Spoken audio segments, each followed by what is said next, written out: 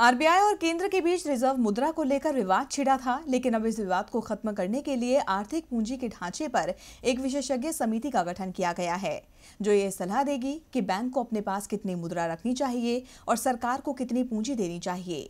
इस कमेटी की अध्यक्षता का जिम्मा पूर्व आरबीआई गवर्नर बिमल जालान को सौंपा गया है।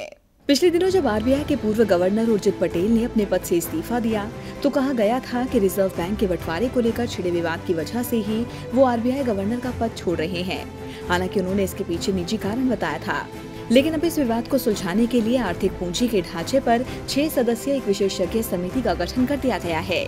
ये कमेटी सलाह देगी कि आरबीआई को कितनी पूंजी अपने पास रखने की जरूरत है और कितनी पूंजी वह सरकार को दे।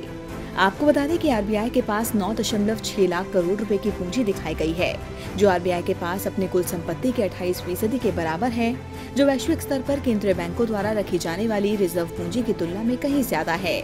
वैश्विक नियम 14% का ही है, इसलिए केंद्र सरकार इसमें 1/3 का हिस्सा चाहती है, लेकिन आरबीआई देने को तैयार नहीं।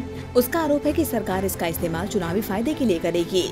वहीं इस तकरार के बीच 19 नवंबर को हुई बैठक में फैसला लिया गया था कि एक विशेषज्ञ समिति का गठन किया जाएगा, जो आरबीआई के आर्थिक पूंजी ढांचे की समीक्षा करेगी। आज इस कमेटी को हरी झंडी मिल गई है। ये 90 दिनों के अंदर अपनी रिपोर्ट दाखिल करेगी। इस कमेटी की अध्यक्षता पूर्व आरबीआई गवर्नर बिमल जालान करेंगे। बिमल जालान आरबीआई गवर्नर पद से मुक्त होने के बाद 2003 से 2009 तक राज्यसभा के सदस्य रहे हैं। उन्होंने सरकार में कई हाई प्रोफाइल पदों पर सेवाएं दी हैं। अब देखना होगा कि वो रिजर्व मुद्रा पर क्या रिपोर्ट तैयार करते हैं।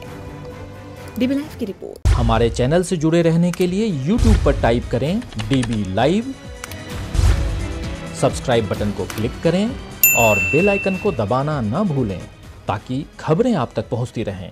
देखते रहिए डीबी लाइव, क्योंकि यहाँ हैं खबरें लगातार।